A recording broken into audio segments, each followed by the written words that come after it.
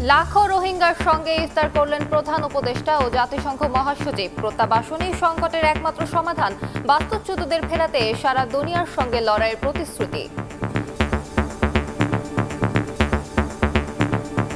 Myanmar is their homeland, and returning in a safe, voluntary and dignified manner is the primary solution. সাম্যর বছর ঈদের সময় যেন honour বাড়িতে তাই ইউনিটি একত্রণ।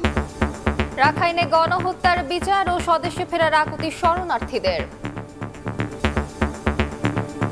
আর যেন নাকি রোহিঙ্গার বিচার আছে, বিচার চায় রিফিউজি জীবন যাপন করি আর রিফিউজি জীবন যাপন করি বললাম না চাই আর দেশের মধ্যে আরো অফিস যাই বললা চাই এটা আর বেশি দুঃখ রোদে ফুরির জ্বরে বিজির সেফ সিকিউরিটি লেয়ারে আর মানে বর্মা যাইতে চায়।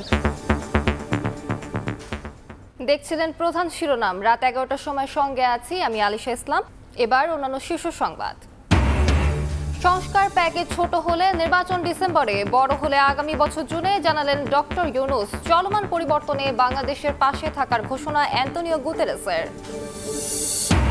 প্রশাসনের দুর্বলতায় পার পেয়ে যাচ্ছে অপরাধীরা, দাবি বিএনপি নেতাদের। বিচার না হলে সরকারের ভাবমূর্তি নষ্টের শঙ্কা, ক্ষমতায় এলে গণহত্যার বিচারের প্রতিশ্রুতি। ঈদ যাত্রায় ট্রেনের আগাম টিকিট বিক্রি শুরু, শতভাগই মিলছে অনলাইনে। রেল স্টেশনে নেই চিরচেনা ভিড়, প্রথম দিনে ফাঁকা বাস টার্মিনাল, সামনে যাত্রী চাপ বাড়ার আশা। ছুটির দিনে রাজধানীতে জমজমাট ঈদের কেনাকাটা, আবহাওয়া বিবেচনায় আরামদায়ক পোশাকে নজর সবার। বছর ব্যবধানে দাম বৃদ্ধির সঙ্গে বাড়তি ভ্যাটের চাপে ক্রেতারা।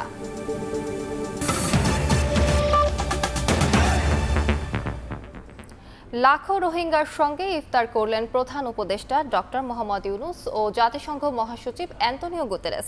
এর আগে সংক্ষিপ্ত সমাবেশে অ্যান্টোনিও গুতেরেস বলেন, প্রত্যাবাসনই সংকটের একমাত্র সমাধান।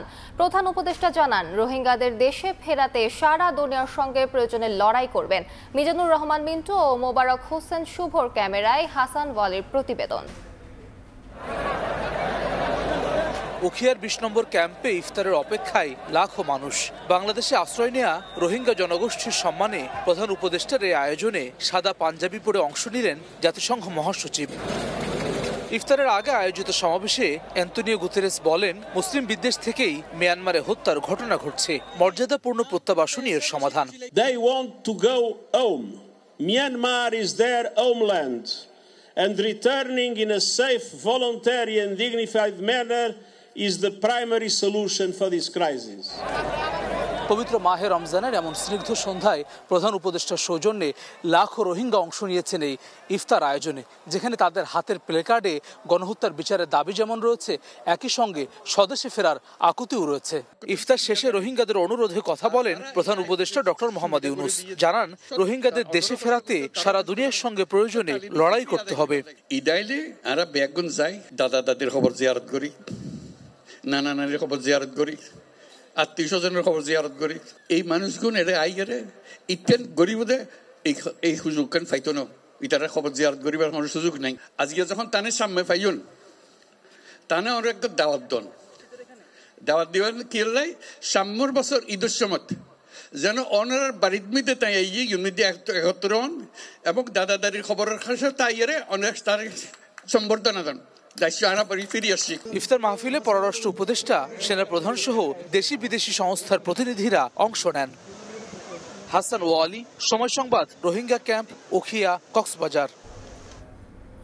স্বদেশে ফেরা রোহিঙ্গাদের অধিকার, মিয়ানমারের নিরাপত্তা নিশ্চিতের দায় আন্তর্জাতিক সম্প্রদায়ের।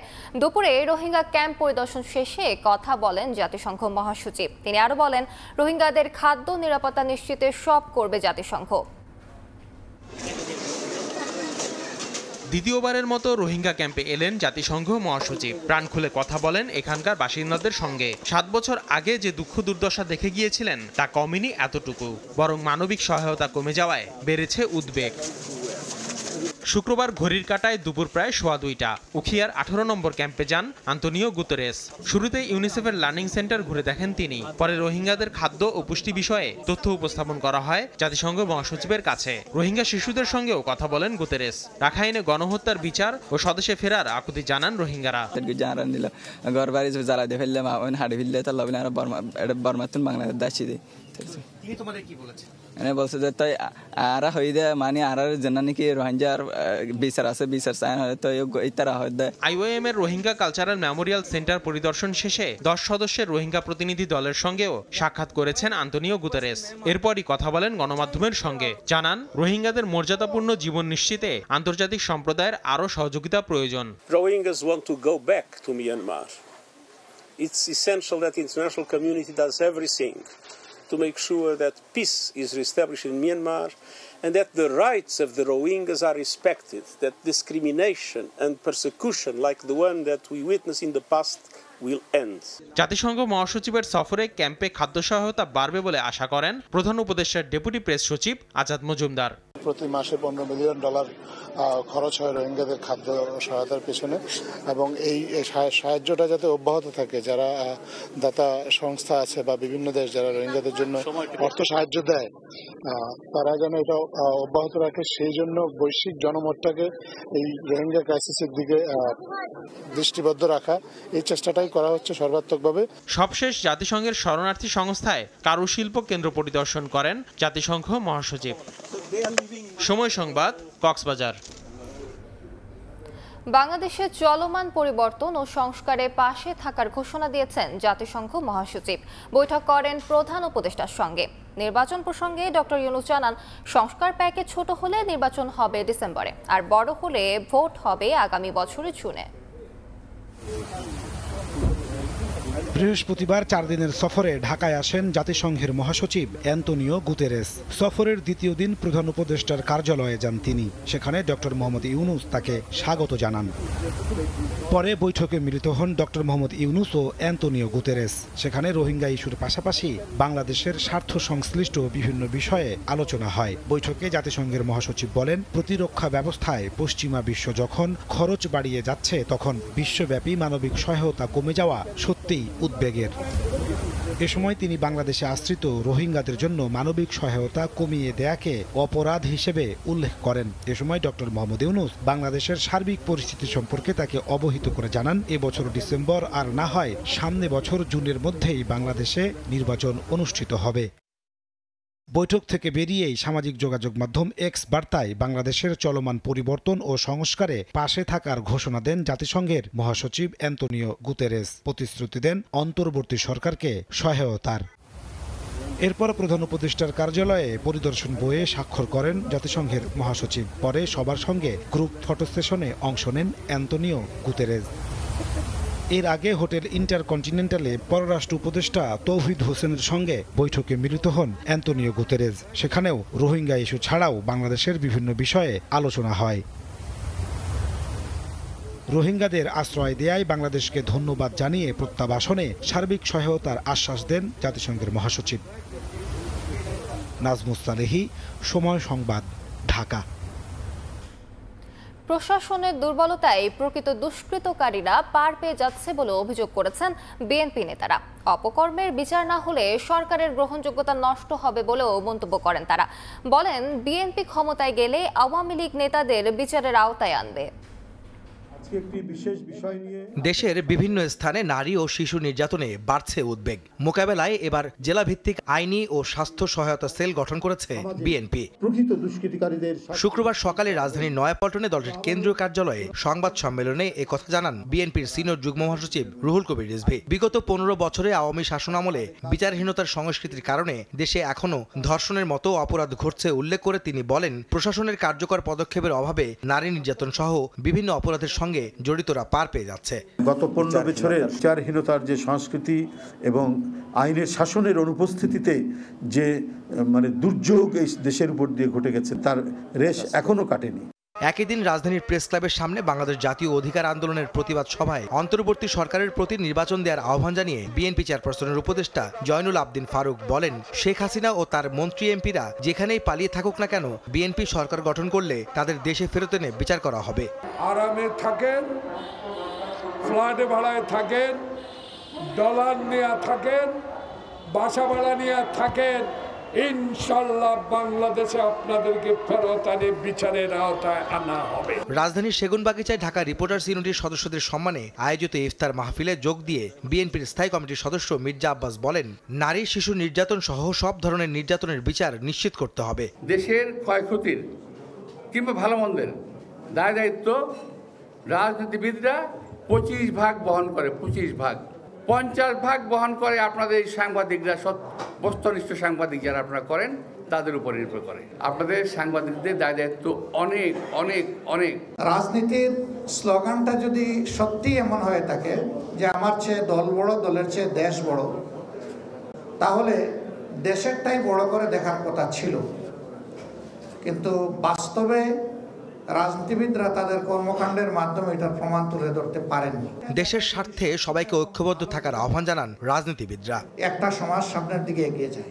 আহমেদ সালেহিন, সময় সংবাদ, ঢাকা। শুরু হয়েছে ঈদযাত্রার অগ্রিম টিকিট বিক্রি। ট্রেনের টিকিট শতভাগ অনলাইনে বিক্রি হওয়ায় ফাঁকা কমলাপুর রেলওয়ে স্টেশন। শুক্রবার বিক্রি হয়েছে ট্রেনের 24 মার্চের অগ্রিম টিকিট। আর যাত্রী না থাকায় অলস সময় কাটাচ্ছেন বাস পরিবহন সংশ্লিষ্টরা। ফাঁকা রেল স্টেশন, নেই চিরচেনা সেই দীর্ঘ লাইন, নেই ঘন্টার পর ঘন্টা দাঁড়িয়ে থাকার ভোগান্তির সেই গল্পগুলো। ঈদুল ফিতর উপলক্ষে অনলাইনে শুরু হয়েছে ট্রেনের অগ্রিম টিকিট বিক্রি। ঘরে বসেই এখন বাড়ি ফেরার টিকিট কাটতে পারছেন মানুষ।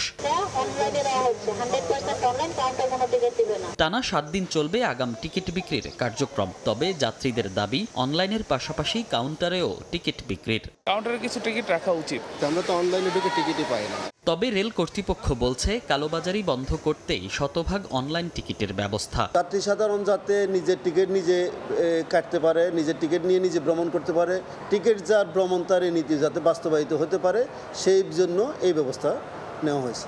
এদিকে অগ্রিম টিকিট বিক্রি শুরু হলেও কোনো প্রভাব পড়েনি বাস টার্মিনালে। যাত্রী শূন্যতায় সকাল থেকেই অলস সময় পার করছে সায়দাবাদ টার্মিনালের পরিবহন সংশ্লিষ্টরা। আমরা যে অগ্রিম টিকিটটা বিক্রি করব, সেই যাত্রীগুলো তো আসতে হবে। ঈদের যাওয়ার এখনো কোনো যাত্রী পাওয়া যায়নি। এমনি নর্মালি যখন যে গাড়ি যায় তার চেয়ে ঈদের জন্য আমাদের বাড়তি ব্যবস্থা আছে। তবে দিন বাড়ার সঙ্গে সঙ্গে বাসের যাত্রী বাড়ার আশা তাদের। মনির হোসাইন, সময় সংবাদ, ঢাকা। অবশেষে স্বস্তি ফিরেছে রাজধানীর সবজির বাজারে। রমজানের শুরুতে 70 থেকে 200 টাকা কেজিতে বিক্রি হওয়া শসা, করলার দাম নেমেছে 20 থেকে 40-এ। লেবুর হালির দামও নেমেছে অর্ধেকে। রমজানের শুরুতে অস্থিতিশীল থাকলেও 2 সপ্তাহের ব্যবধানে কিছুটা সহনীয় পর্যায়ে এসেছে কয়েকটি পণ্যের দাম। ক্রেতারা বলছেন, বিশেষ করে সবজির বাজার স্বস্তি দিচ্ছে তাদের। রেগুলার সবজি আমরা খাই, সেগুলা মোটামুটি সহনীয় পর্যায়ে। আমার কাছে স্টেডি মনে হচ্ছে। যা যা কিনলাম মোটামুটি অনেক কম আর কি। বিক্রেতারা বলছেন, সরবরাহ বেশি থাকায় গত সপ্তাহের তুলনায় দাম কমেছে সবজির। লেবুর বাজার আগের থেকে কিছুটা কম, শসার দাম একটু বাড়তি আছিল, এখন বর্তমানে শসার দাম একেবারে কম, আগের তুলনায় বেগুনের দাম এখন কম। ক্রেতাদের ভাষ্য অনুযায়ী স্বস্তি ফিরেছে ডালের দামেও। ধরন অনুযায়ী প্রতি কেজি ডাল 5 থেকে 10 টাকা কমে বিক্রি হচ্ছে। তবে এখনো চড়া মশলার বাজার।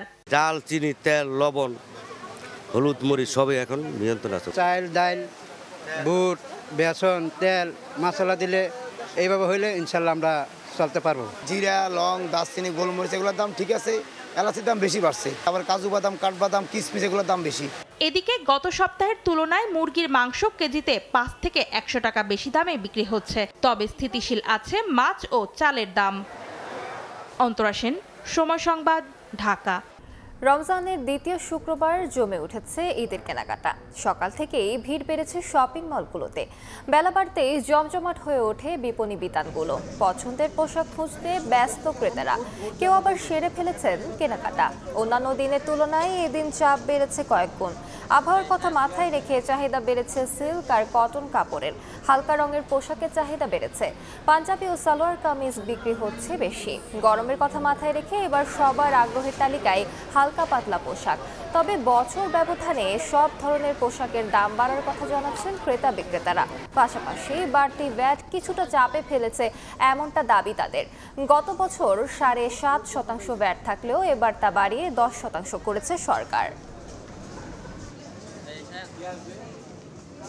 রাশিয়া ইউক্রেন যুদ্ধবিরতি নিয়ে ফোনালাপ করেছেন ভ্লাদিমির পুতিন ও ডোনাল্ড ট্রাম্প। স্থানীয় সময় শুক্রবার ট্রুথ সোশ্যালে পোস্ট দিয়ে এই কথা জানান মার্কিন প্রেসিডেন্ট। ট্রাম্প জানান সংঘাত বন্ধের বড় একটি সম্ভাবনা তৈরি হয়েছে। বলেন এই মুহূর্তে হাজারো ইউক্রেনীয় সেনাকে চারদিক থেকে ঘিরে রেখেছে রুশ বাহিনী। এমন অবস্থায় তাদেরকে হত্যা না করতে রুশ প্রেসিডেন্টের প্রতি আহ্বান জানান ট্রাম্প। এর আগে বৃহস্পতিবার পুতিন জানান যুক্তরাষ্ট্রের যুদ্ধবিরতির প্রস্তাবে সম্মত আছে রাশিয়া। এতক্ষণ দেখছিলেন দেশ বিদেশের খবর।